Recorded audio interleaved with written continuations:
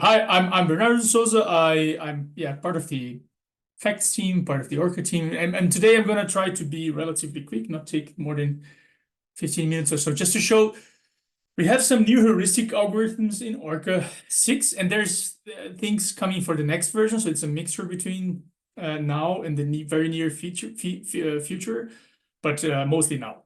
So I just want to start by showing something which I think it's pretty critical. It's like we're all fighting on quantum chemistry. We're all fighting for accuracy, right? Like we're always trying to be fast, but we're always trying to be as efficient as we can, as precise as we can.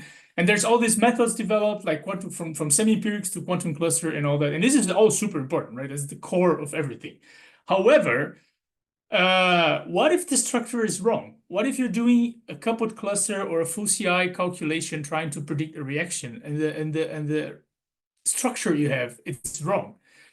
Then it doesn't matter. You're doing a perfect calculation on a wrong model, and that's a big problem. So what I'm trying to talk now is just about how to can use ORCA to build also not only to have the top of like state-of-the-art electronic structure energy sort of, but also how to get models that make sense and models that reflect reality. That's a little bit what Christoph talked about already.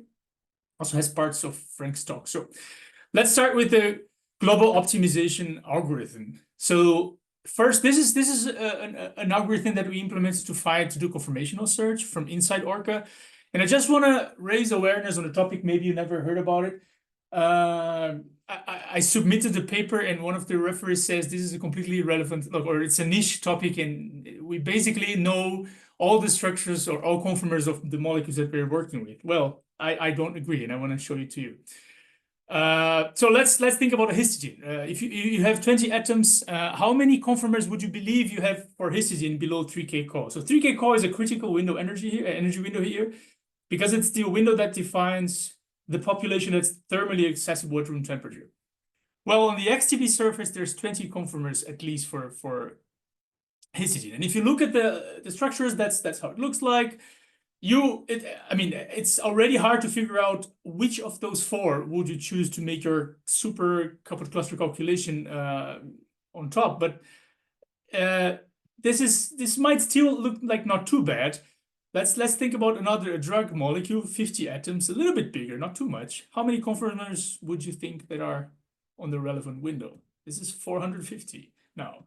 And it's crazy because there are so many that you can never figure them all out, right? Like, and the difference between the lowest energy here on the top left and on the one at the bottom, which is 6K col higher and doesn't exist in reality, the difference between those two, like the geometric difference, is very small.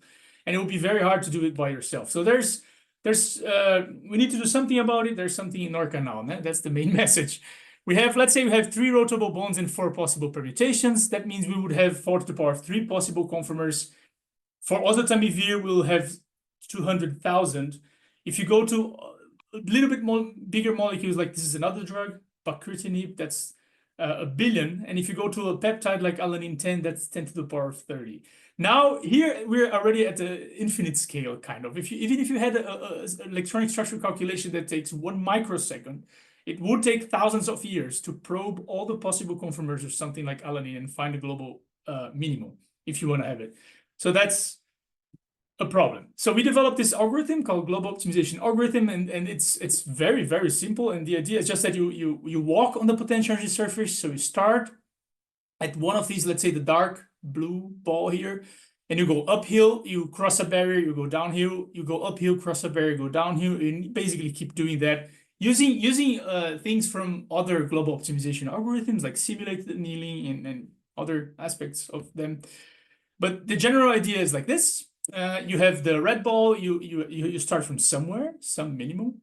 Then you do an uphill step, like until you find a barrier, like the yellow ball here, or some stop criteria is met, and then you optimize and you find a new minimum. And you keep doing that in a relatively like smart way until you get your whole ensemble. This is comparable to other conformational search algorithms out there, like CREST and things like that. But I'll show comparisons in a minute. Good thing is that this is inside ORCA. So now we can use this with anything that ORCA can do. So all the DFT, all the broken symmetry, all the QMMM, all the excited state, you can in principle combine everything that is available in ORCA. You can do conformational search on a coupled cluster if you want. It will take very long, but it's in principle possible. Some practical examples. So here's the alanine 10, again, the one that I showed before that would take thousands of years to probe all conformers. FODI, this is GOAT in action. This is just a trajectory file of GOAT doing its thing. And in order to call that from the ORCA side, you just have to say like XTB, which is like a potential energy surface, and then GOAT, and then the number of cores, and there you have it. It does exactly what's showing on the side, and it will show in the end some kind of like an alpha fold kind of thing.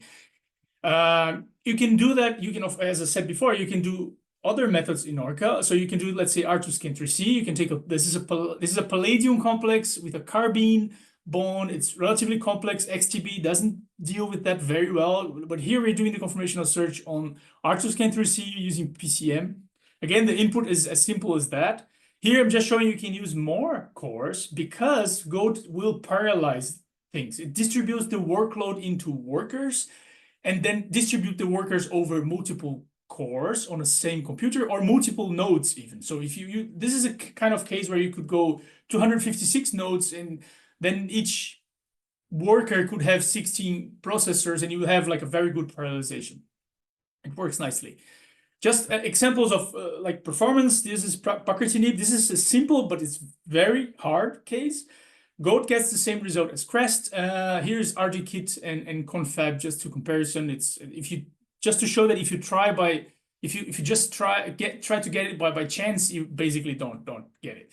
Here's a bigger example, cyclosporine, where GOAT is actually better than CREST. I ran all the comparisons that I'm showing. Every single one of them is ran 3 times GOAT, 3 times CREST, 3 times whatever, just to avoid a little bit of the stochastics here, right? So cyclosporine is also nice. This is for the paper. The paper it's basically accepted, will come soon. I took a few more organic molecules, including Twitter ions, was suggested by a referee, and it's actually a good idea. So GOAT outperforms CREST and RGKit. But I just also want to show another important result here, which is the conformational entropy of the ensemble that is found in the end. And that CREST, the GOAT, finds basically the same ensemble with the same conformational entropy as CREST does, which is important. Where it deviates here, it's because the global minimum was not the same. GOAT found a different global minimum, like a deeper one, and then the ensemble cannot be the same, but it's still similar on the magnitude. I also tested that for metal complexes. I took this TM-Com40 from Markus Busch and collaborators. And here are some examples. I just took what looked like flexible complexes from this series. And here's all of them, comparison GOAT CREST. For this largest, GOAT finds something which is surprisingly lower in energy than CREST. And it actually is different. Here's just the overlay of 2 minima. The GOAT minimum is 20 kcal more, almost 20 kcal more stable on the XTB surface, which is actually surprising. Also, some other examples from the same benchmark set. For two of them, CREST failed, and I could not make it work. I really did try. It just failed. Couldn't save it. And in another case, CREST found a little bit lower energy, but it also changed the topology. So it detached the sulfur from the silver here, which is not what you want to do when you're doing conformational search, right? This is just another example of why should we not always use XTB for everything. But for cases like this, as you can see, the difference between the first structure on the top left, and the second structure on the bottom left, so the energy difference is 1 kcal, which is significant in terms of population. But geometry-wise, it's just a puckering on the 5-member ring on the top there. It's very small, but it adds 1 kcal, and it will change whatever you're calculating a catalysis or whatever with it. And it's an interesting case also where the minimum from XTB, it's on the left here. It's actually has a carbonyl bound sort of to the palladium via the Hertzberg position there. But if you do it on R2Scan3C, you find that this is actually not the lowest. But when you use something like CREST, you find only structures with this kind of bond. And if you re-optimize later with DFT, you cannot save the bad ensemble you had before because it's already there and it will converge to the nearest minimum, which is also bound. So that's But if you do everything on the R2-scan3C, then you get a different structure. And it's a significant difference, and I thought it was nice to show. Also for water clusters, as you can see, so for small clusters, the results are the same. When you start growing the clusters, like for the 16, GOAT still finds very symmetric clusters, like derived from ice, kind of, where Crest is already finding just like a blob. And for larger systems, then both don't find ice anymore. They could, of course, if you run a lot for a long time, but I'm just comparing plain defaults here for all algorithms. And GOAT also finds something deeper. It also, like, one thing about GOAT is it doesn't depend on this meta potential thing. So you can do it, we can completely break the topology. So these are GOAT clusters.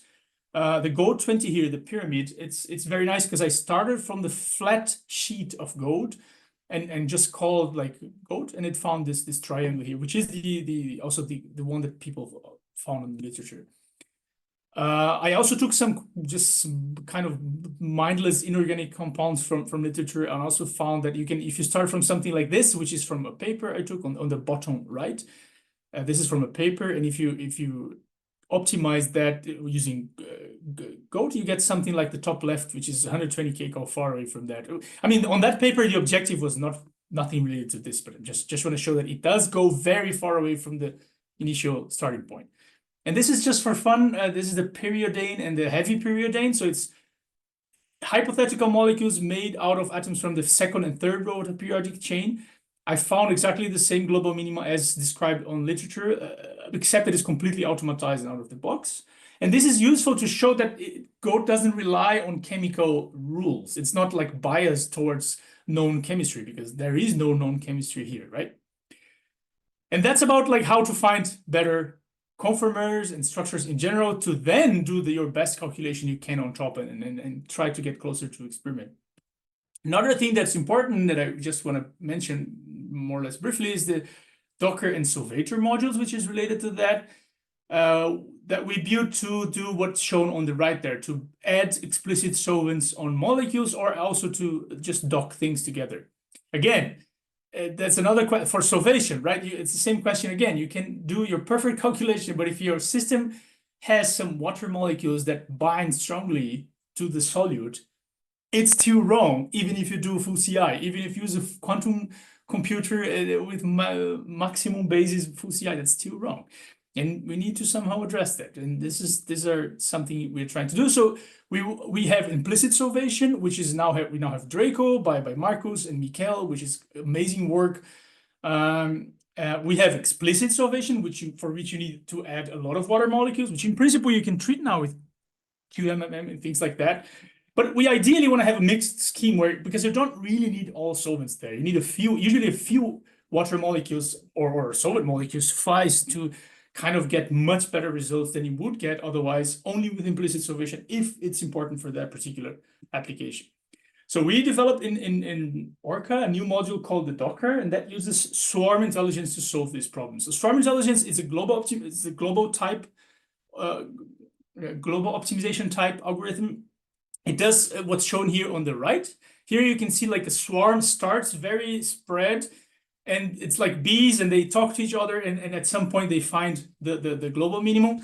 So, but in the ORCA context or the chemistry context, what we want to do is we want to place molecules at the right place. So we want to have like a solvent molecule, and we want that to find that it can bind to the left and to the right of this biphenyl, of like to the amine and to the alcohol.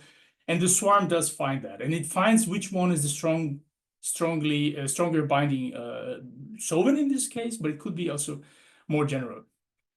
All you need to do is this, like XTB, again, potential energy surface, and you say Docker guest structure host. The host is the main structure that you would give, and that's what you get. Here's some comparison to, there's a tool by Stefan Grimme and Christoph Platt that was also developed, also does a similar thing. And here, just comparing the AISS, which is their results, with the Docker and the time. So I have to say, this is the new development version of ORCA. So the Docker in ORCA 5 it's still relatively slow. In ORCA 6, it's literally 100 times faster. It's literally 100 times faster. I'm not even exaggerating. So this is the timing for ORCA 6. It's not time for ORCA 6.1 or whatever in the future. It's coming soon-ish. But anyway, ORCA 6 can also do that. It would just take longer, and it finds all these complexes. It's also interesting that with this Docker, I found something which has a 6K core interaction energy for this particular metal complex, which is quite tricky, to be honest. We can also do that with ORCA 6.1, or in the future, we can dock ligands into proteins. And I think it's very nice. It's super fast. I mean, on our scale, right? This took about 10 minutes. It can be faster than that. It's not even optimizing sort of for speed. And here, this is one of the COVID proteins. And on the right side, I showed like the ligand and the overlay, like the X-ray structure versus what the Docker found, which I think is really nice.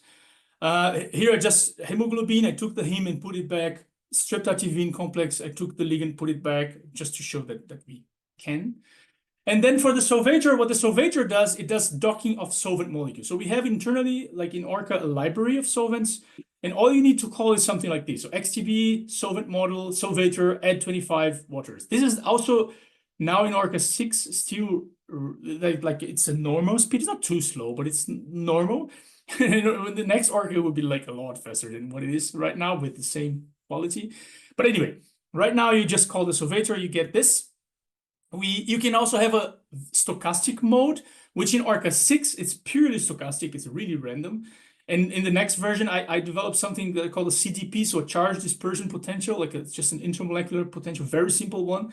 And then you can create, it's not stochastic anymore. It's still very simple, but it's not stochastic anymore. And you can create these things like solvent plus 100 octanol or whatever in really 1 second. It's as fast as that. It also works for proteins. We can solvate proteins, solvate pockets and stuff like that. It also works. Again, ORCA 6, it will be a bit slow. Next version, it's much, much faster, but you can use it already. Just some benchmark results. This is the results from on the left. You have the 3D RISM, which is like state-of-the-art result for this. And using the solvator, you get like the placement of the water around urea also right. You can also get, this is some other ligand. You can use the solvator to get results on the C here is the one result that was obtained from molecular dynamics, so from MD. And you can get very similar results from solvator here. Same, you can solvate even something like a helicene. You get very good correlation between experiment and simulation. And also for this, we took a crystal structure and there's like a water. It's not that easy to say, but to see, but there's like a water placed right here in the middle and 2 waters placed on the sides, kind of on the crystal structure. And the solvator also finds that. That's starting from the plain structure. I started like Lewis structure, use GOAT to find the global minimum, use solvator to solvate like blind and find very close comparison to the X-ray. My time is also over. I just want to wrap up saying we have now these extra tools. There's more for the GOAT. There's a lot more for Docker and solvator coming up. And I hope you can enjoy what we have right now. We're trying to catch up, and I hope that this can help you guys to get the best possible results, to build the best possible models, to get the best possible answers and correlation to experiment using ORCA and all the fantastic electronic structure things that we do have there already. Yeah, so my name is Bernardo. If you have any questions, we'll be around, and you can find me on Blue Sky and also ORCA there. Thank you.